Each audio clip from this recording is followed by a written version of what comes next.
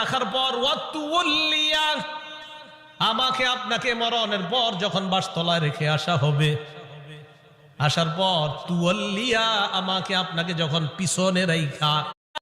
নবীজি বলেন কোন বান্দাকে যখন কবরের মধ্যে রাখা হয়, রাখার পর ওয়াতুল্লিয়া, আমাকে আপনাকে মরণের পর যখন বাসতলায় রেখে আসা হবে, আসার পর তুওয়াল্লিয়া, আমাকে আপনাকে যখন পিছনে রাইখা, যাহাবা আসহাবুহু, সাথীরা যখন চলে আসবে। একবার কল্পনা আলেন রাতের বেলা বিছানায় যখন বালিশে যখন মাথাটা লাগানোর পর কল্পনা করেন আমি মারা গেলাম, যাওয়ার পর বাসতলায় কোন কবরের মধ্যে আমাকে রেখে আমার আত্মীয় স্বজন চলে আসছে, ব্যাপারটা কেমন একটু চিন্তা করেন। আল্লাহ নবী কয় কোন ব্যক্তিকে কবরের মধ্যে রাখার পর তুওয়াল্লিয়া, কবরটা পিছনে রাইখা, যাহাবা আসহাবুহু, যখন তার সাথীরা চলে আসে, বাবা চলে আসে, ভাই চলে আসে, সন্তানরা চলে আসে, আত্মীয় স্বজন সবাই চলে আসে, আল্লাহ নবী বলেন বেশি দূর যায় না, হাত্তা ইন্নাহু লা ইয়াসমাউ কুরআনি আলিহিম, আমরা যে হাইটা হাইটা আসি, আমাদের হাঁটার পায়ের জুতার আওয়াজগুলা ওই কবরবাসী শুনতে পায়। শুনে কেন শুনে জানেন? ওই মুহূর্তে তার দেহের মধ্যে আত্মাটা আল্লাহ দিয়ে দেয়। কেন দেয়? ফায়াতিয়ানিহি মালাকান, দুইজন ফেরেশতা তার কাছে আসে। এটা আবু দাউদের বর্ণনা আর বুখারীর বর্ণনা। আতাহু মালাকান ফাআকআদা, আবু দাউদের বর্ণনা ফায়ুকঈদানি, দুই ফেরেশতা এসে তারে বসায়, বসানোর পর তারে প্রশ্ন করে।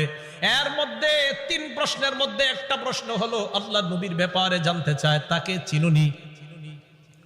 ওই ব্যক্তি ইমানদার হলে যদি তিনটা জবাব সুন্দরভাবে দেয়, আর আল্লাহ নবীর ব্যাপারে যদি বলে আশহাদু আন্না মুহাম্মাদার রাসূলুল্লাহ, আমি সাক্ষী দিচ্ছি তিনি আল্লাহর রাসূল, এই কথা বলার পর ওই ব্যক্তিকে বলা হবে উনজুর ইলা মাকআদিকা মিনান নার, তুমি তোমার জাহান্নামের আসনটার দিকে তাকাও, এটা তোমার জাহান্নামের আসন। তো এই ব্যক্তি জাহান্নামের আসনের দিকে তাকাবে।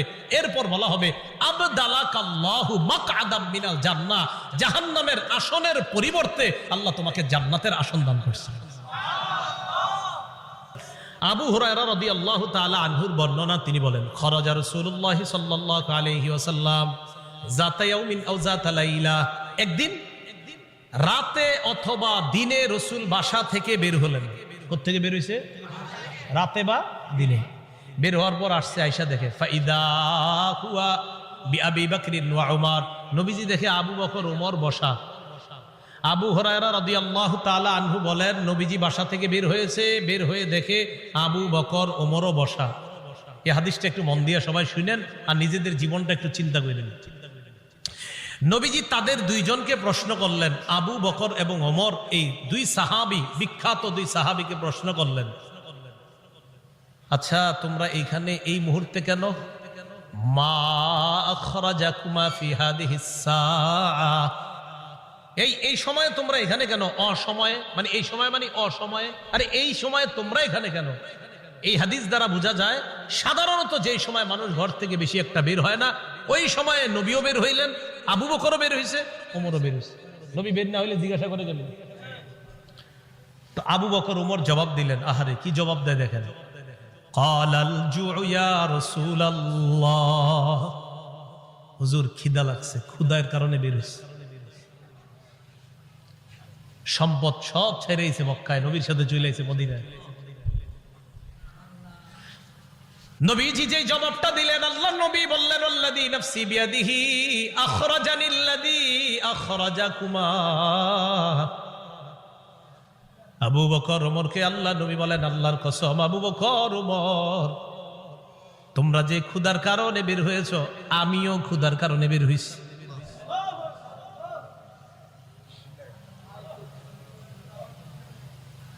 আমি যখন এটা পড়ছি বিশ্বাস করেন কি দেখেন, দুই সাহাবীর আগে বলছে কেন বেরোছো? হুজুর ক্ষুধা। নবীজি কয় আমিও তো ক্ষুধায় বেরোছি। কওমু চলো আমার সাথে চলো। ফাকামু মাআ, দুই সাহাবী আল্লাহ নবীর সাথে চললেন। ফাআতা রাজুলাম মিনাল আনসার, এক আনসারী সাহাবীর বাড়িতে গেলেন। ফাইদা হুয়া লাইসা ফি বাইতিহি, সাহাবী বাড়িতে নাই। রাআতহুল মারআ, ঘর থেকে আনসারীর বিবি দেখা ফেলছে, সর্বনাশ, আমাদের বাসায় এই তিনজনকে, আল্লাহু আকবার, মহিলা চিনা ফেলছে। ভিতর থেকে বলতেছে মারহাবা, স্বাগতম স্বাগতম। এমন মেহমান পাইলে কে স্বাগত না জানায়? আরে সাহাবী রাসূলুল্লাহ সাল্লাল্লাহু আলাইহি সাল্লাম আর আবু বকর ওমরকে যখন আনসারী সাহাবীর বিবি দেখলেন, ভিতর থেকে বলা শুরু করলেন স্বাগতম স্বাগতম, আপনারা ভিতরে আসেন, ঘরে বসেন। নবীজি ঘরে গিয়ে বললেন আইনা ফুলান, স্বামী কোথায়? মহিলা ভিতর থেকে জবাব দিলেন যাহাবা ইস্তাজিবু লানা মিনাল মা, হুজুর বৃষ্টি পানি আনতে গেছে আমাদের জন্য। এবার দেখেন কি হয়, ইতিমধ্যে আনসারী সাহাবী আসছে। আসার পর সাহাবী দেখে বাসায় নবীজি, আবু বকর ওমর। আচ্ছা একটু ভাবেন তো মনে মনে, ওই যুগে যদি আপনি হইতেন আর যদি বাড়িতে গিয়ে দেখতেন হঠাৎ নবীজি আর আবু বকর ওমর আপনার ঘরে,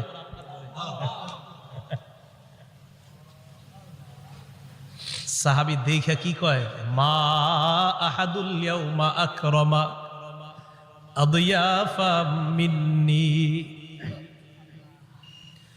সাহাবী কয় আজকে আমার চাইতে শ্রেষ্ঠ মেহমান, আজকে আমি যে শ্রেষ্ঠ মেহমানদেরকে পাইছি, আমার চাইতে শ্রেষ্ঠ ভাগ্যবান আর শ্রেষ্ঠ মেজবান আর কেউ নাই।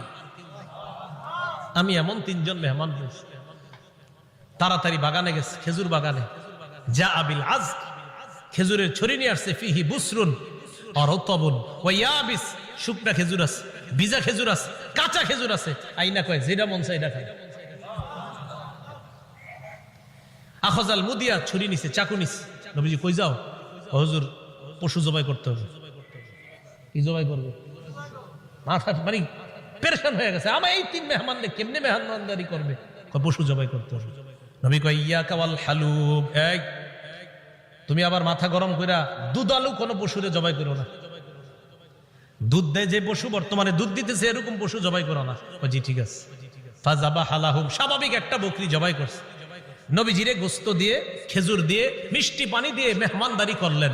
করার পর যে কথাটা নবী বলছে, এটা বলার জন্য আপনাদেরকে লম্বা হাদিসটা শোনাইলাম। নবীজি আবু বকর ওমরকে বললেন, আবু বকর ওমর বাহিরে আসছিলা কিভাবে বলো তো? হুজুর ক্ষুধায় আম করে বাহিরে নিয়ে আসছে। নবীজি কয় আবু বকর ওমরকে বললেন এখন খাইছো? হ্যাঁ। নবীজি বললেন লাতুস আলুদনা আন হাদা ইয়াউমাল কিয়ামাহ, এই যে খানাগুলা খাইছো না, পেট ভরছো না, এই ব্যাপারেও কিয়ামতের ময়দানে আল্লাহর কাছে জবাবদিহিতা করতে হবে। অবশ্যই অবশ্যই তোমাদেরকে এই ব্যাপারে জিজ্ঞাসা করা হবে। এই খানা খেয়ে আল্লাহর ইবাদত করছো কিনা? এই খানা খেয়ে তুমি সঠিকভাবে চলছো কিনা? আল্লাহ তোমারে খাওয়াইছে, খাওয়ানোর পর আল্লাহর হুকুম তুমি পালন করছো কিনা? এই ব্যাপারে জিজ্ঞাসা করা হবে। তো বুঝাইতে চাইলাম, এই সূরা তাকাসুরের শেষে কি বলতেছে দেখেন। প্রথম দিকে বললেন সম্পদের কারণে আমারে ভুলে যাও, এরপরে বললেন কবরকে স্মরণ করো, শেষের দিকে বললেন এই নিয়ামতের ব্যাপারে জিজ্ঞাসা করব। কিন্তু আল্লাহ বলেন আল্লাহকুমুত তাকাসুরু হাত্তা যুরতুমুল মাকাবির, সম্পদের প্রাচুর্যতা, প্রাচুর্যের প্রতিযোগিতা তোমাদেরকে আল্লাহ থেকে বিমুখ করে দিয়েছে, আল্লাহ থেকে দূরে সরায়া দিয়েছে। তাহলে আল্লাহকুম তোমাদেরকে ভুলিয়ে দিয়েছে, আত-তাকাসুর প্রাচুর্যের প্রতিযোগিতা আল্লাহ থেকে ভুলিয়ে দিয়েছে, ভুলিয়ে রেখেছে তোমাদেরকে, গাফেল করে রেখেছে। কতদিন? হাত্তা যুরতুমুল মাকাবির, কবরে যাওয়া পর্যন্ত তোমাদের এই প্রতিযোগিতা চলতেই থাকবে। কবরে যাওয়া পর্যন্ত তোমাদের এই প্রতিযোগিতা চলতেই থাকবে। তো এই কথাটা আল্লাহ পাক রব্বুল আলামিন জানিয়ে দিলেন। সহিহ বুখারীর বর্ণনা ৬৪২৫ নম্বর হাদিস। এই হাদিসটা বুঝার আগে বুঝেন, বাহরাইনের গভর্নর নবীজি যাকে বানিয়েছিলেন তার নাম আলা ইবনুল হাজরামি, নবীর এক সাহাবী। তাকে নবীজি বাহরাইন দেশের আমির বানাইলেন। বাহরাইনের নাম শুনি না আমরা? তো বাহরাইনের আমির বানাইলেন যাকে, তার নাম আলা ইবনুল হাজরামি।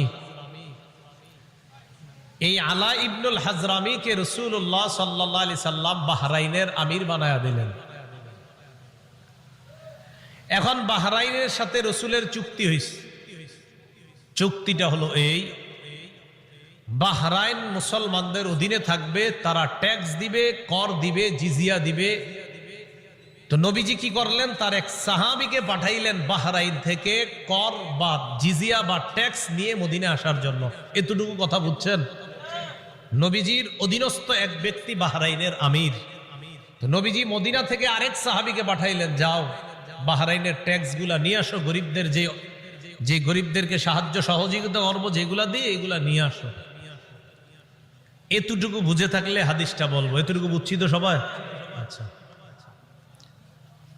আন্না রাসূলুল্লাহ সাল্লাল্লাহু আলাইহি ওয়াসাল্লাম বাআসা আবা উবাইদা ইবনুল জাররাহ ইলাল বাহরাইন ইয়াতি বিজিজিয়াতিহা। আবু উবাইদা ইবনুল জাররাহ রাদিয়াল্লাহু তাআলা আনহুকে রাসূল বাহরাইনে পাঠাইলেন ট্যাক্স আনার জন্য। বলেন তো বাহরাইনের আমির কে? আরেক সাহাবী, নাম আলা ইবনুল হাজরামি। এতটুকু দরকার, খালি একটু মনে রাখেন, এক সাহাবী আমির, আরেক সাহাবীরে পাঠাইছে সম্পদ আনতে। তো তিনি গেলেন বাহরাইন। ফাকাদিমা আবু উবাইদাতা বিমালিম মিনাল বাহরাইন। আবু উবাইদা রাদিয়াল্লাহু তাআলা আন বাহরাইন থেকে সম্পদ নিয়ে মদিনায় আসলেন। ফাসামিআতিল আনসার বিকুদুমিহি। আবু উবাইদা যে সম্পদ নিয়ে মদিনায় আসলেন, আনসাররা টের পাইছে, জানতে পারছে যে নবীজির সাহাবী আবু উবাইদা সম্পদ নিয়ে মদিনায় আসছে। মদিনায় আসছে কখন? ফজরের নামাজের আগে। কখন? তাহলে বলেন তো, সম্পদ আনার পর উনি যে এখন প্রথম নামাজটা পড়বে, এটার নাম কোন নামাজ? ফজর নামাজ। মাশাআল্লাহ। ফাওয়াফাউ রাসূলুল্লাহ সাল্লাল্লাহু আলাইহি ওয়াসাল্লাম। আনসাররা যখন জানতে পারলেন আল্লাহ রাসূলের এক সাহাবী সম্পদ নিয়ে বাহরাইন থেকে মদিনায় আসলেন, ফাওয়াফাউ সালাতাস সুবহি মা রাসূলিল্লাহ সাল্লাল্লাহু আলাইহি ওয়াসাল্লাম। আনসাররা আল্লাহ রাসূলের সাথে ফজরের নামাজে শরীক হয়। ফালাম্মান সারাফা তাআররাদু লাহু। নবীজি যখন নামাজের সালাম ফিরাইলেন, সালাম ফিরানোর পর ফজরের পর দেখবেন ইমাম সাহেব মুসল্লিদের দিকে ফিরে বসে, ঠিক না? নবীজিও ফিরলেন। নবীজি তাকায় দেখে আনসারী সাহাবারা তাআররাদু লাহু, আল্লাহ নবীর দিকে সবাই মুখ করে বসা। ফাতাবাসসামা রাসূলুল্লাহ সাল্লাল্লাহু আলাইহি ওয়াসাল্লাম হিনা রাআহুম। তাদেরকে দেখা আল্লাহ রাসূল একটা মুস্কি হাসি দিলেন। কি হাসি দিলেন? মুস্কি হাসি। তো মুস্কি হাসি দেওয়ার পর কি জিজ্ঞাসা করে দেখেন, কয় সামিআতুম বিকুদুমি আবি উবাইদা ইবনুল জাররাহ ওয়া আন্নাহু জাআ বিমাল। কি ব্যাপার? আবু উবাইদা যে মদিনায় মাল নিয়ে আসছে এটা মনে হয় শুনছো, ঠিক না? সম্পদ নিয়ে আসছে এটা শুনছো, তাই না? এই জন্য আসছো? তো সাহাবীরা কয় আজাল ইয়া রাসূলুল্লাহ, হুজুর ঠিকই ধরছেন, এই জন্য আসছি। নবীজি তাদেরকে দেখে একটা মুস্কি হাসি দিলেন। নবীজি হ্যাঁ আমি বুঝতে পারছি।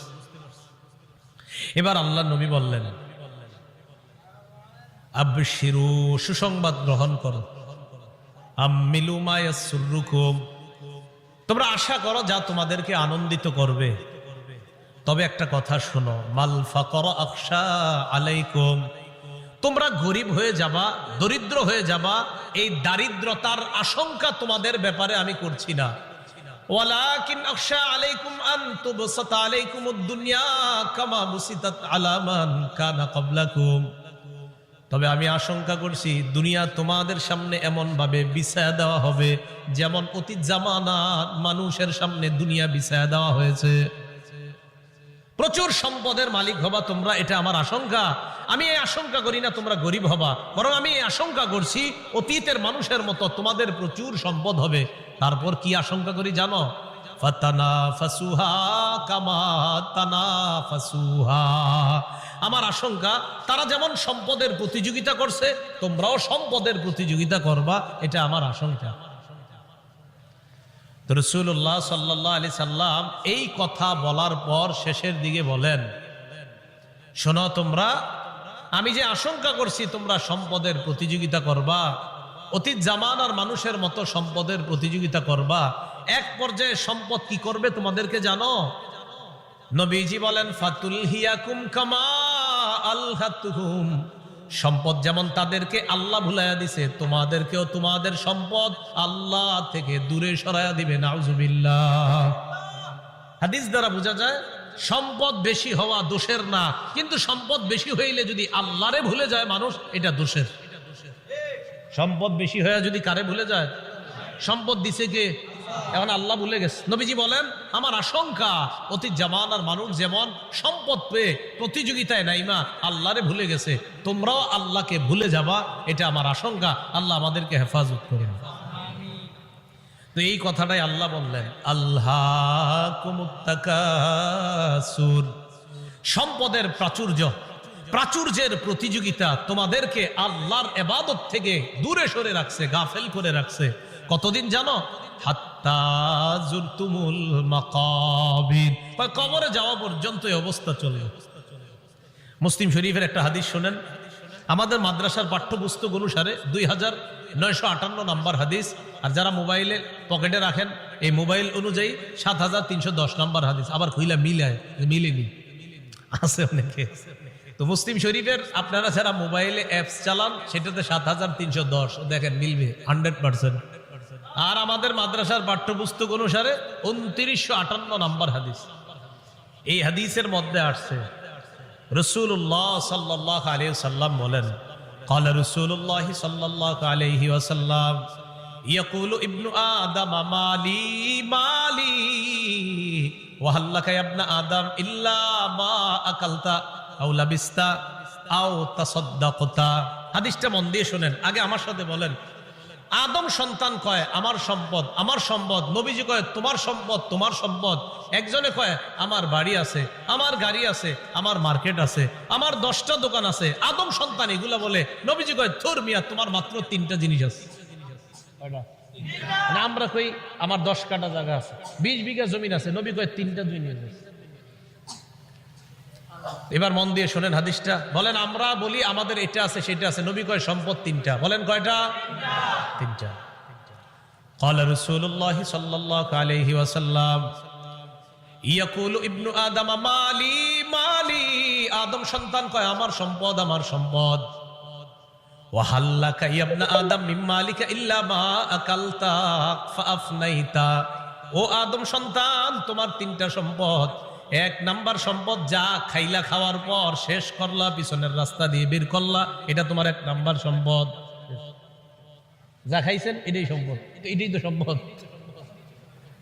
2 নাম্বার আওলা বিস্তাফা আবলাইতা, কাপড় পরতে পরতে পুরাতন হয়ে গেছে অথবা খাটো হয়ে গেছে, ছিঁড়ে গেছে, এখন আর পরো না, এই কাপড়ই তোমার সম্পদ। 3 নাম্বার আও তাসাদদাকতা ফাআমজাইতা, সদকা করতে করতে কিছু সম্পদ তুমি কমিয়েছিলা, তোমার মনে হচ্ছে তোমার সম্পদ কমে গেছে, আমি নবী বলে গেলাম তোমার এই সম্পদটা কমে নাই, এটাও তোমার সম্পদ, মরণের পর আল্লাহর কাছে পেয়ে যাইবা। সম্পদ কয়টা? আমরা কই অনেকগুলা, নবীজি কয় কয়টা? যা খাইছো, যা পরিধান করছো, যা জান সৎকা করছো, শেষ। আমাকে আপনাকে যখন কবরে নিবে, মনে করেন আগামীকালও যদি আমি আপনার কেউ মারা যাই, একটু পরে যদি আমাদের কেউ মারা যায়, বাসতলায় যখন আমাদেরকে এলাকাবাসী নিয়ে যাবে, নবীজি কয় জানো তোমার লাশের সাথে 3টা জিনিস কবর পর্যন্ত যায়। বলেন কয়টা? 3টা। ক্বালা রাসূলুল্লাহ সাল্লাল্লাহু আলাইহি ওয়াসাল্লাম ইয়াত্তাবিউল মাইয়িতা সালাসা, আল্লাহ নবী বলেন কবর পর্যন্ত মৃত ব্যক্তির সাথে 3টা জিনিস যায়। 1 নাম্বার আল আহাল, পরিবার যায়। 2 নাম্বার আল মাল, সম্পদ যায়। 3 নাম্বার আল আমাল, আমল নামা যায়। বলেন কবর পর্যন্ত আমার আপনার লাশের সাথে কয়টা জিনিস যাবে? 1 নাম্বার পরিবার, বলেন 1 নাম্বার, 2 নাম্বার সম্পদ, 1 নাম্বার, 2 নাম্বার, 3 নাম্বার আমল। এবার নবীজি বলেন ইয়ারজিউ ইসনান, 3টার মধ্যে 2টা ফিরে আসবে। ইয়ারজিউল মাল ওয়াল আহাল, সম্পদ ফিরে আসবে, পরিবার ফিরে আসবে। ওয়ায়াবকাল আমাল, আমল নামা থেকে যাবে। আমার আপনার সাথে 3টা জিনিস যাবে, মাল যাবে, পরিবার যাবে, আর আমল নামা যাবে। নবীজি কয় আমল নামাটা ছাড়া আর সব চলে আসবে। আল্লাহ আমাদের সকলকে আমল বাড়ানোর তৌফিক দান করেন। গর্ব অহংকার ছেড়ে সম্পদ যদি কিছু হয় শুকরিয়া আদায় করার তৌফিক দান করেন। তাহলে বলেন তো আমার সম্পদ দেওয়ার মালিক কে? সম্পদ পেয়ে মালিককে ভুলে যাওয়া যাবে? আল্লাহ কয় আল্লাহ কুমুত্তাকাসুর, প্রাচুর্যের প্রতিযোগিতা তোমাদেরকে আল্লাহ ভুলায়া দেয়। তিরমিজি শরীফের বর্ণনা, 2308 নম্বর হাদিসের বর্ণনা। এই হাদিসের মধ্যে আসছে কানা উসমান ইবনে আফফান রাদিয়াল্লাহু তাআলা আন ইযা ওয়াকাফা আলা কবরিন বাকা। ওসমান গনি যখন কবরের সামনে দাঁড়াইতেন কান্না শুরু করে দিতেন। হাত্তা ইয়াবুল্লা লিহিয়া, ওসমান গনি কানতে কানতে তার দাড়িগুলা ভিজে যাইতো। কিসের সামনে দাঁড়ায়? কবরের সামনে।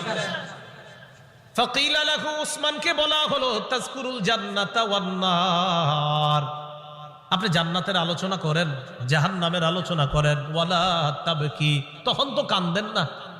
জান্নাত জাহান্নামের কত আলোচনা আপনি করেন, তখন আপনি কান্না করেন না। ওয়া তাবকি মিন হাযা, আপনি যখনই কবরের সামনে আসেন তখন কান্না করেন কেন? ওসমান গনি জবাব দেয় সামিআতু রাসূলুল্লাহি সাল্লাল্লাহু আলাইহি ওয়াসাল্লাম ইয়াকুল, আমি আল্লাহ নবীকে বলতে শুনলাম, ইন্নাল কবর আউয়ালুল মানাজিলিল আখিরাহ। নবীজি বলেন ইন্নাল কবর, নিশ্চয় কবর, আউয়ালু মানাজিলিল আখিরাহ, কবর হলো আখিরাতের প্রথম ঘাঁটি। আমাকে আপনাকে বাসতলায় রেখে আসার পর আমার আপনার প্রথম ঘাঁটির নাম কবর। বলেন কি নাম? ফাইন্নাজা মিনহু ফামা বাদাহু আইসার। নবীজি বলেন কেউ যদি কবর থেকে রেহাই পেয়ে যায়, পরের ঘাটিগুলা একেবারে সহজ হয়ে যায়। ওয়া ইল্লাম ইয়ানজু মিনহু ফামা বাদাহু আশাদ, কবর থেকে যদি কেউ মুক্তি না পায়, পরের ঘাটিগুলা কঠিন হয়ে যাবে। বলেন নাউজুবিল্লাহ। এরপর হাদিসের শেষে বলে ক্বালা রাসূলুল্লাহি সাল্লাল্লাহু আলাইহি ওয়াসাল্লাম, নবীজি বলেন মা রাআইতু মানজারান কাত্তু ইল্লা ওয়াল কবরু আফযাউ মিন। নবীজি বলেন শোনো, কবরের চাইতে এত ভয়ঙ্কর কোন দৃশ্য আমার জানা নাই। নবীজি বলেন কবরের চাইতে এমন ভয়ঙ্কর কোন দৃশ্য আমার জানা নাই। আল্লাহ আমাকে আপনাকে ওই প্রথম ঘাটিতেই যেন হেফাজত করে। চিন্তা করবেন মাঝে মাঝে শুয়ে যদি চোখটা লাগান, তো চোখ লাগাইলে দেখবেন কিচ্ছু দেখা যায় না। হ্যাঁ, কবরে যাবেন না, কিছু দেখা যাবে না, অন্ধকার। হ্যাঁ অন্ধকার, কবর যে অন্ধকার। ও আচ্ছা, কবর যে অন্ধকার এটাও হাদিসে আছে। কবর যে অন্ধকার এটা কোথায় আছে? হাদিসে। মুসলিম শরীফের 2104 নম্বর হাদিস, মাদ্রাসা পাঠ্যপুস্তক অনুসারে 956 নম্বর হাদিস। এই হাদিসের মধ্যে আসছে عن أبي هريرة رضي الله تعالى عنه قال أن امرأة سوداء كانت تقم المسجد أو شابا, একজন কালো মহিলা অথবা একজন কালো যুবক মসজিদ ঝাড়ু দিত। কি ঝাড়ু দিত? আপনারা ঝাড়ু দেননি মসজিদ? না, আপনারা শুধু মুয়াজ্জিন সাহেব আর খাদেমের অপেক্ষা থাকবেন, নিজেরা ঝাড়ু দিবেন। মসজিদ ঝাড়ু দিলে দিল সাফ হয়, পরিষ্কার হয়। এক কালো মহিলা অথবা একজন কালো যুবক মসজিদ ঝাড়ু দিত। ফামাতা, হঠাৎ মারা গেছে। মারা যাওয়ার পর সাহাবীরা কবর দিয়ে ফেলছে, নবীরে জানানোর প্রয়োজন মনে করে নাই। বিষয়টা এমন আর কি, ও মারা গেছে, আরে এটা নবীজির আর বলার কি আছে, কবর দিয়ে দিচ্ছে এরকম। নবীজি সাল্লাল্লাহু আলাইহি সাল্লাম প্রশ্ন করলেন, আচ্ছা ওই কালো মহিলাটা না কালো যুবকটা, হয়তো মহিলা হতে পারে না হয় যুবক, আচ্ছা ওই কালো যুবকটাকে দেখছি না কেন, কোথায় ওটা ঝাড়ু যে দেয়? সাহাবীগণ বললেন, হুজুর সে তো মারা গেছে। আচ্ছা মারা গেছে মানে? আফালা কুনতুম আযানতুমুনি, তো আমাকে জানাবা না তোমরা? হাদিসের মধ্যে আছে কান্নাহুম সাগগারু আমরাহা আও আমরা, সাহাবীরা বিষয়টা হালকা মনে করছে, তাই নবীরে জানায় না যে হুজুর একজন মারা গেছে, ঝাড়ু দিত, কবর দিয়েছে। নবীজি কো আমারে জানাইলা না কেন তোমরা? দুল্লুনি আলা কবরিহা আও আলা কবরিহি, তাড়াতাড়ি তার কবর আমারে দেখাও, নিয়ে যাও। ফাদাল্লুহু আলা কবরিহা আও আলা কবরিহি, আল্লাহ রাসূলকে তার কবরের কাছে নিয়ে যায়। নিয়ে যাওয়ার পর ফাসাল্লা আলাইহা, আল্লাহ রাসূল জানাজার নামাজ পড়লেন। আপনারা আবার এই আমল করেন না, কিন্তু এটা রাসূলের জন্য খাস। জানাজার নামাজ পড়ার পর আল্লাহ নবী বললেন, ইন্না হাদিহিল কুবুর মামলুআতুন যুলমান আলা আহলিহা। আল্লাহ নবী বললেন এই কবরগুলা অন্ধকারে পরিপূর্ণ। নবীজি বললেন এই কবরগুলা অন্ধকারে পরিপূর্ণ। কবরগুলা বলেন অন্ধকারে, কবরগুলা একবার ভাবেন চোখটা বন্ধ করে, অন্ধকার, কিচ্ছু দেখা যায় না। আল্লাহ নবী কয় এই কবরগুলা অন্ধকারে পরিপূর্ণ। হ্যাঁ, আমি আশা করি আমি আজকে নামাজ পড়ার কারণে আল্লাহ তাদের কবরগুলা আলোকিত করে দিবে। খাঁটি ইমানদার যদি হন, যদি ইমান নিয়ে যেতে পারেন, তো আপনার কবর আল্লাহ আলোকিত করে দিবেন। আলাদা মোমবাতি দিতে হবে না। পিসাবের কবর দেওয়ার সময় বাতি টাতি কত কিছু দেন না, এগুলা দিতে হবে না। পিসাব যদি ভালো হয় এমনি কবর আল্লাহ আলোকিত করে দিবেন। মাথায় রাখবেন। তাহলে কবর অন্ধকার একটা জগতের নাম। দুনিয়াতে থাকতে এটা আলোকিত করার ব্যবস্থা করতে হবে। আল্লাহরে বলা, আল্লাহ আমার কবরটা জান্নাতের বাগান বানায়া দিয়েন, আমার কবরটা আলোকিত করে দিয়েন। আল্লাহ বাবা মারা গেছে, বাবার কবরটা জান্নাতের বাগান বানান, বাবার কবরটাকে আপনি আলোকিত করে দেন, এইভাবে বলা। তাহলে কবর অন্ধকার জগৎ, এটা জানলাম। কবরের মধ্যে দাজ্জাল যেমন ফিতনা, দাজ্জাল দুনিয়ার জন্য সবচেয়ে বড় ফিতনা হলো দাজ্জাল। নবীজি কয় এই দাজ্জালের ফিতনার মতো কবরে কারো কারো জন্ম ফিতনা হবে, দাজ্জালের ফিতনার মতো ভয়ঙ্কর ফিতনা। মুসলিম শরীফের বর্ণনা আসছে, মা বাইনা খালকি আদম ইলা কিয়ামিস সাআ খালকুন আকবারু মিনাদ দাজ্জাল। আদম নবী থেকে কিয়ামত পর্যন্ত যত সৃষ্টি আছে এর মাঝে সবচেয়ে ভয়ঙ্কর সৃষ্টি হলো দাজ্জাল। দাজ্জাল নবীজি কয় কারো কারো কবরের অবস্থা হবে এই দাজ্জালের ফিতনার মতো। সহিহ বুখারীর বর্ণনা 922 নম্বর হাদিস। এই হাদিসের বর্ণনাকারী আসমা বিনতে আবু বকর রাদিয়াল্লাহু তাআলা আনহা। দিয়ে আপনাদেরকে একটু পরীক্ষা করি, আলেমরা চুপ থাকবেন, অন্যরা বলবেন। আমি হাদিসটা পড়ার পর আপনাদেরকে জিজ্ঞাসা করবো একটা কথা, মন দিয়ে আগে শোনেন, তাহলে সবাই জ্ঞানীরা সচেতন ভাবে জবাব দিতে পারবেন। আগে শোনেন কি বলি, দেখেন আমি পড়ি। আন আসমা বিনতি আবি বকর সিদ্দিক রাদিয়াল্লাহু তাআলা আনহা ক্বালাত দাখালতু আলা আয়েশা। অনুবাদটা শুনেন। আবু বকর সিদ্দিক রাদিয়াল্লাহু তাআলা আনহুর কন্যা আসমা বলেন, আমি আয়েশা সিদ্দিকার কাছে প্রবেশ করলাম। আবু বকর সিদ্দিকের কন্যা আসমা বলেন, আমি আয়েশা সিদ্দিকার কাছে প্রবেশ করলাম। আলেম ছাড়া অন্যরা বলেন তো আসমা আর আয়েশা সম্পর্কে কি হয়? মাশাআল্লাহ, কি হয়? কারণ আবু বকর আয়েশা রাদিয়াল্লাহু তাআলা আনহার পিতার নাম কি? আবার আসমা রাদিয়াল্লাহু তাআলা আনহার পিতার নামও মাশাআল্লাহ। এই আসমা রাদিয়াল্লাহু তাআলা আনহা বলেন, আমি আমার বোন নবীর বিবি আয়েশা সিদ্দিকার কাছে গেলাম। যাওয়ার পর দেখি গিয়ে দেখি মানুষ নামাজ পড়ে। আমি আয়েশাকে প্রশ্ন করলাম, মা শাআনুন নাস, আয়েশা মানুষের কি হয়েছে, নামাজ পড়ে কেন? ফাআশারাত বিরাসিহা ইলাস সামা। আম্মা জান আয়েশা মাথা দিয়ে আসমানের দিকে ইশারা করলেন, এমনি ইশারা করলেন, মুখে কিছু কয় না। তো আসমা রাদিয়াল্লাহু তাআলা না বলেন, আয়াতুন, কোন নিদর্শন দেখা গেছে আসমানে? আয়েশা রাদিয়াল্লাহু তাআলা না বলেন, হ্যাঁ আসমানে একটা নিদর্শন দেখা গেছে। কি নিদর্শন? অন্য হাদিস দ্বারা বোঝা যায় সূর্য গ্রহণ লাগছে। কি লাগছে? সূর্য। তাই নবীজি নামাজ পড়তেছে। তো আসমা রাদিয়াল্লাহু তাআলা আনহা বলেন, আমরা যারা নারীরা ছিলাম আমরা একদম পিছনে, সবাই ওখানে আছে।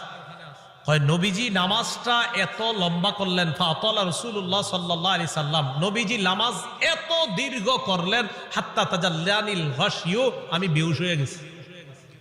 আচ্ছা কি পরিমাণ লম্বা হইলে একজন মানুষ বেহুশ হয়ে যায় বলেন? ওয়াইলা জাম্বি কিরবা, আমার পাশে একটা পাত্র ছিল, ফিহা মা, এটার মধ্যে পানি ছিল। ফাজালতু আসুব্বু বিনহা আলা রাসি, আমি এই পাত্র থেকে পানি নিয়ে আমার মাথায় ঢালা শুরু করলাম। এত পরিমাণ আমার মাথা গরম হয়ে বেহুশের কাছাকাছি চলে গেছে। নামাজ কি পরিমাণ লম্বা হয়েছে আল্লাহ জানে। তো আসমা রাদিয়াল্লাহু তাআলা আনহা বলেন, এক পর্যায়ে ফালাম্মান সরাফা রাসূলুল্লাহ সাল্লাল্লাহু আলাইহি ওয়াসাল্লাম হাত্তা তাজাল্লাতিশ শামস, নবীজি নামাজ শেষ করছে, ইতিমধ্যে সূর্য স্বাভাবিক হয়ে গেছে, সূর্য ঠিক হয়ে গেছে।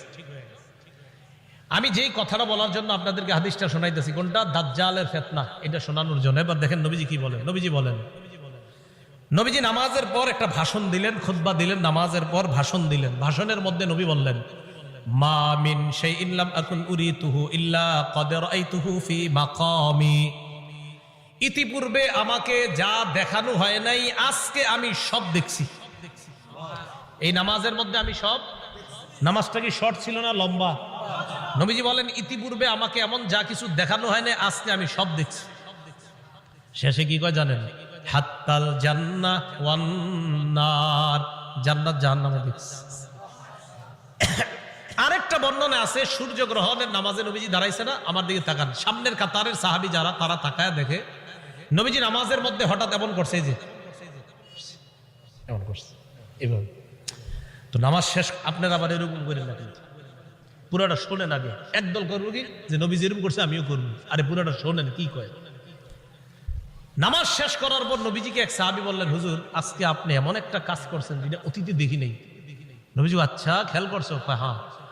ওই মুহূর্তে আমি জান্নাতের আঙ্গুরের ছড়া দেখছিলাম, ওইটা আমি হাত দিতে গেছিলাম, যদি আনতে পারতাম কিয়ামত পর্যন্ত সবাই খাইতে পারতাম।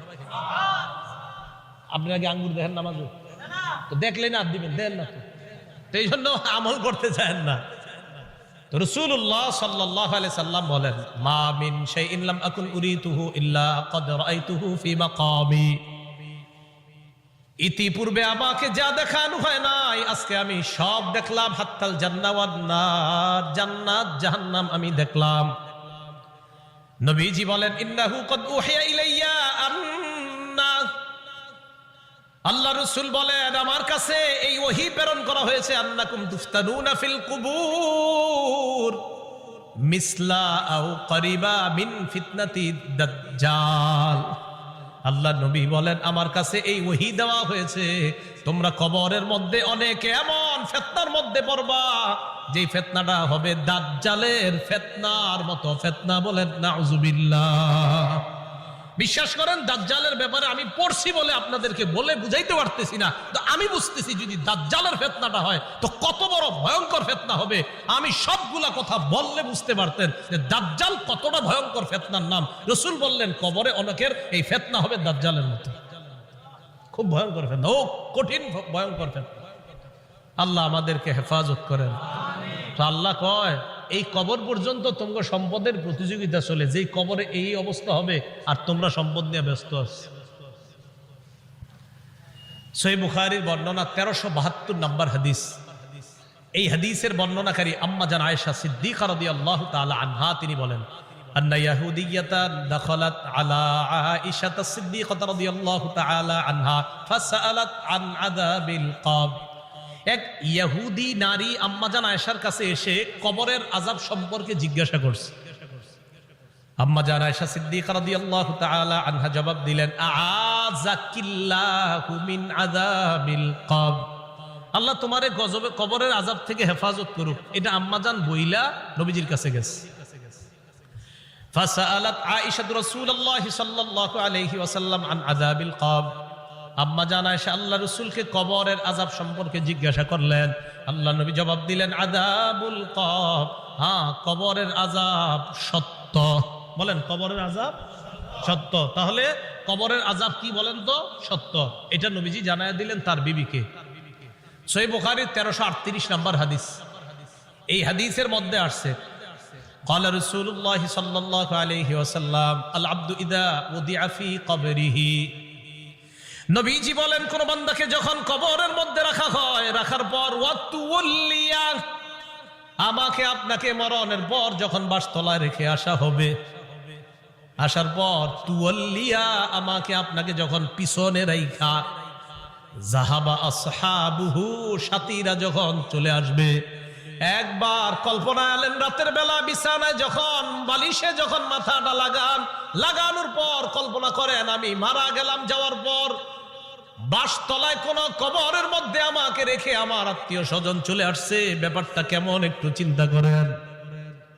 আল্লাহ নবী কয় কোন ব্যক্তিকে কবরের মধ্যে রাখার পর তুওয়াল্লিয়া, কবরটা পিছনে রাইখা, যাহাবা আসহাবুহু, যখন তার সাথীরা চলে আসে, বাবা চলে আসে, ভাই চলে আসে, সন্তানরা চলে আসে, আত্মীয় স্বজন সবাই চলে আসে, আল্লাহ নবী বলেন বেশি দূর যায় না, হাত্তা ইন্নাহু লা ইয়াসমাউ কুরআনি আলিহিম, আমরা যে হাইটা হাইটা আসি আমাদের হাঁটার পায়ের জুতার আওয়াজগুলা ওই কবরবাসী শুনতে পায়। শুনে কেন শুনে জানেন? ওই মুহূর্তে তার দেহের মধ্যে আত্মাটা আল্লাহ দিয়ে দেয়। কেন দেয়? ফায়াতিয়ানিহি মালাকান, দুইজন ফেরেশতা তার কাছে আসে। এটা আবু দাউদের বর্ণনা আর বুখারীর বর্ণনা। আতাহু মালাকান ফাআকআদা, আবু দাউদের বর্ণনা ফায়ুকঈদানি, দুই ফেরেশতা এসে তারে বসায়। বসানোর পর তারে প্রশ্ন করে। এর মধ্যে 3 প্রশ্নের মধ্যে একটা প্রশ্ন হলো আল্লাহ নবীর ব্যাপারে জানতে চায়, তাকে চিনুনি?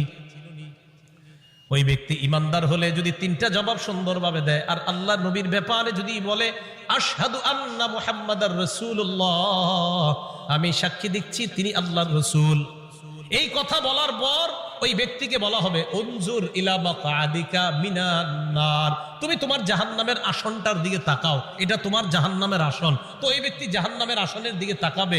এরপর বলা হবে আবদালাকাল্লাহু মাকআদাম মিনাল জান্নাহ, জাহান্নামের আসনের পরিবর্তে আল্লাহ তোমাকে জান্নাতের আসন দান করছে। তা আল্লাহ কয় এই কবরে তুমি থাকতে হবে, আমরা থাকতে হবে। আল্লাহকুমুত তাকাসুরু হাত্তা যুরতুমুল মাকাবির, কবর পর্যন্ত সম্পদের প্রতিযোগিতা তোমাদের চলছে। সূরা মুনাফিকুনে আল্লাহ বলেন ইয়া আইয়ুহাল্লাযীনা আমানু লা তুলহিকুম আমওয়ালুকুম ওয়ালা আওলাদুকুম আন যিকরিল্লাহ, হে ঈমানদারগণ, লা তুলহিকুম আমওয়ালুকুম ওয়ালা আওলাদুকুম, তোমাদের সম্পদ, তোমাদের সন্তান যেন তোমাদেরকে আল্লাহ থেকে গাফেল করে না দেয়, আল্লাহ থেকে তোমাদেরকে অলস করে না দেয়, আল্লাহকে যেন ভুলিয়ে না দেয়। ওমাইয়া ফাল যালিকা, আল্লাহ বলেন যারা সম্পদ আর সন্তানের কারণে আল্লাহরে ভুলে যাবে, ফাউলাইকা হুমুল খাসিরুন, তারা ক্ষতিগ্রস্ত। নাউযুবিল্লাহ। বলেন সম্পদ দেয় কে? 10 তলা 20 তলার বাড়ির মালিক বানায় কে? হ্যাঁ, 10 তলা 20 তলা হালাল পন্থায় হওয়াটা দোষের না, দোষ কোনটা? যে আল্লাহ মালিক বানাইছে তাকে ভুলে যাওয়া। বুঝে আসছে নি? তো আল্লাহ কয় তোমাদের এই প্রতিযোগিতা চলবে কবর পর্যন্ত। কতদিন? কবর পর্যন্ত। ক্বালা রাসূলুল্লাহ সাল্লাল্লাহু আলাইহি ওয়াসাল্লাম, নবীজি সাল্লাল্লাহু আলাইহি ওয়াসাল্লাম বলেন লা ইয়াজালু কলবুল কাবীরি শাবান ফিসনাতাইন, আল্লাহ নবী বলেন বুড়া মানুষের অন্তর 2 ক্ষেত্রে যুবক হয়। বুড়া মানুষের অন্তর যুবক হয় কয় ক্ষেত্রে? আরে বৃদ্ধ মানুষ কি বৃদ্ধ হয় না যুবক হয়? বৃদ্ধ হয়। কয় কলবটা 2 ক্ষেত্রে যুবক হয়। কোন ক্ষেত্রে?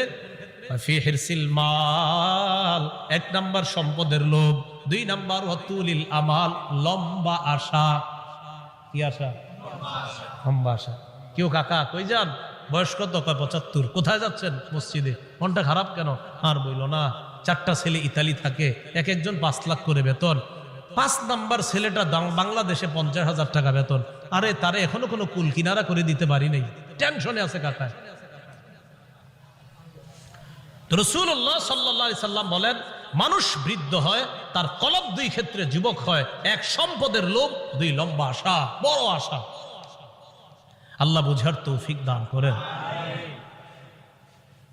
রাসূলুল্লাহ সাল্লাল্লাহু আলাইহি সাল্লামের সাহাবী আব্দুল্লাহ ইবনে মাসউদ বলেন খত্ত রাসূলুল্লাহ সাল্লাল্লাহু আলাইহি ওয়াসাল্লাম খত্তান মুরাব্বাআ, এই হাদিসটা বুঝতে হবে সবাই। নবীজি একটা চতুর্ভুজ আঁকলেন। ওই অঙ্কের ছাত্ররা কোথায়? কি আঁকলেন? চতুর্ভুজ আঁকার পর ওয়া খত্ত খত্তান ফিল ওয়াসাতি খারিজাম মিন, মাঝখান থেকে একটা দাগ দিলেন, এই দাগটা চতুর্ভুজের বাহিরে নিলেন। বলেন তো রাসূল কি আঁকলেন? মাঝখানের দাগটা ভিতরে না বাহিরে? আচ্ছা এবার দেখেন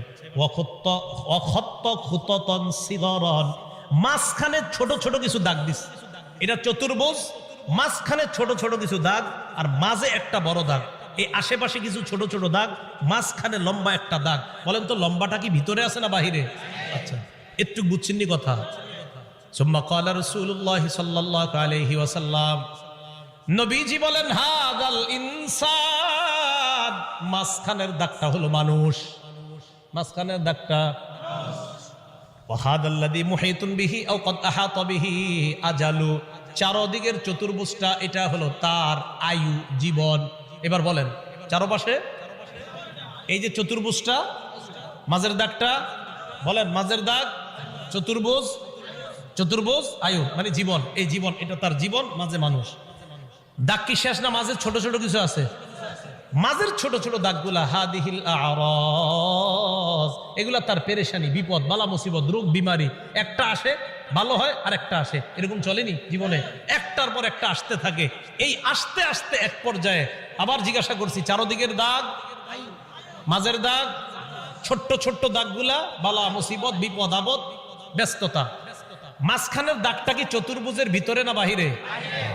নবীজি বলেন মানুষ মারা যায়, বাহিরে যেই দাগটা এটা হলো তার আশা। মানুষ মারা যায়, আশাগুলা থেকে যায়। আশা কি জীবনের ভিতরে না বাইরে? এই যে মানুষ, ওর আশা হলো এত বড়, ও হলো একটু, এবার বাহিরে যেটা এটা হলো ওর আশা। নবীজি কয় মানুষের জীবন এতটুকু, মানুষটা এতটুকু, ওর আশা এতটুকু, ও মারা যায় আশাগুলা থেকে যায়। ভাই বুঝছেন নি আপনারা? আচ্ছা, তো আল্লাহ পাক রব্বুল আলামিন বলেন আলহাকুমুত তাকাসুর হাত্তা যুরতুমুল মাকাবির। কবর পর্যন্ত এই সম্পদের প্রতিযোগিতা, প্রাচুর্যের প্রতিযোগিতা তোমাদের চলতেই থাকে। আল্লাহ আমাদেরকে কবরের প্রস্তুতি নেওয়ার তৌফিক দান করেন। আচ্ছা, এরপরে দেখেন কি বলে, কাল্লা সাউফা তা'লামুন সুম্মা কাল্লা সাউফা তা'লামুন। অপেক্ষায় থাকো, অচিরেই জানতে পারবা, অবশ্যই অচিরেই জানতে পারবা। কাল্লা লাউ তা'লামুনা ইলমাল ইয়াকিন। আল্লাহ বলেন যদি নিশ্চিত জ্ঞানে জানতা লাতারাউন্নাল জাহিম, স্বচক্ষে জাহান্নাম দেখতে পাবা। আল্লাহ বলেন লাতারাউন্না, অবশ্যই অবশ্যই জাহান্নাম দেখবা। সুম্মা লাতারাউন্নাহা আইনাল ইয়াকিন, নিশ্চিত চোখে জাহান্নাম দেখবা। এরপর আল্লাহ বলেন সুম্মা লাতুসআলুন্না ইয়াউমা ইযিন আনিন নাঈম, এরপর তোমাদেরকে নিয়ামত সম্পর্কে জিজ্ঞাসা করা হবে। আল্লাহ বলেন অবশ্যই অবশ্যই তোমাদেরকে প্রতিটা নিয়ামতের কথা জিজ্ঞাসা করা হবে। আঙ্গুল, চোখ, কান, নাক, হাত, পা, প্রত্যেকটা অঙ্গের ব্যাপারে জিজ্ঞাসা করা হবে। ইন্নাস সামআ ওয়াল বাসারা ওয়াল ফুআদা। আল্লাহ বলেন কান শ্রবণ শক্তি, ওয়াল বাসর দৃষ্টি শক্তি, ওয়াল ফুআদা অন্তঃকরণ, সবগুলাকে কাঠগড়ায় দাঁড়াতে হবে, সবগুলাকে জিজ্ঞাসা করা হবে। এগুলার ব্যাপারে তোমাকে কাঠগড়ায় দাঁড়াতে হবে, তোমাকে জিজ্ঞাসা করা হবে সঠিকভাবে এগুলা খরচ করছো কিনা। এবার একটা হাদিস শুনেন, বলেন তো নেয়ামতের ব্যাপারে জিজ্ঞাসা করা হবে কিনা? আজকে রাতে ভাত খাইছে, খাবার, রাতের খাবার কারা কারা খাইছেন হাত তোলেন। অন্যরা খান নাই রাতের খাবার? মাশাআল্লাহ, খাবেন ইনশাআল্লাহ নাকি? দুপুরের খাবার কারা কারা খাইছেন? ঠিক আছে, হাত নামান, বাস একটা হইলেই হইছে। এবার হাদিস শুনেন, মুসলিম শরীফের 4208 নম্বর হাদিস। আবু হুরায়রা রাদিয়াল্লাহু তাআলা আনহুর বর্ণনা, তিনি বলেন খরাজা রাসূলুল্লাহ সাল্লাল্লাহু আলাইহি ওয়াসাল্লাম যাতা ইয়াউমিন আও যাতা লাইলা। একদিন রাতে অথবা দিনে রাসূল বাসা থেকে বের হলেন। কোথা থেকে বের হইছে? রাতে বা দিনে। বের হওয়ার পর আসছে, আয়েশা দেখে ফাইদা হুয়া বিআবি বকরিন ওয়া উমর। নবীজি দেখে আবু বকর ওমর বসা। আবু হুরায়রা রাদিয়াল্লাহু তাআলা আনহু বলেন নবীজি বাসা থেকে বের হয়েছে, বের হয়ে দেখে আবু বকর ওমরও বসা। এই হাদিসটা একটু মন দিয়ে সবাই শুনেন আর নিজেদের জীবনটা একটু চিন্তা করে নেন। নবীজি তাদের দুইজনকে প্রশ্ন করলেন, আবু বকর এবং ওমর, এই দুই সাহাবী, বিখ্যাত দুই সাহাবীকে প্রশ্ন করলেন, আচ্ছা তোমরা এইখানে এই মুহূর্তে কেন? মা আখরাজাকুমা ফি হাদিহিস সাআ, এই সময়ে তোমরা এখানে কেন? অসময়ে মানে এই সময় মানে অসময়ে, আরে এই সময়ে তোমরা এখানে কেন? এই হাদিস দ্বারা বোঝা যায় সাধারণত যেই সময় মানুষ ঘর থেকে বেশি একটা বের হয় না, ওই সময়ে নবীও বের হইলেন, আবু বকরও বের হইছে, ওমরও বের হইছে। নবী বের না হইলে জিজ্ঞাসা করে গেলেন। তো আবু বকর ওমর জবাব দিলেন, আহারে কি জবাব দেয় দেখেন, ক্বালাল জুউ ইয়া রাসূলুল্লাহ, হুজুর খিদা লাগছে, ক্ষুধার কারণে বের হইছে।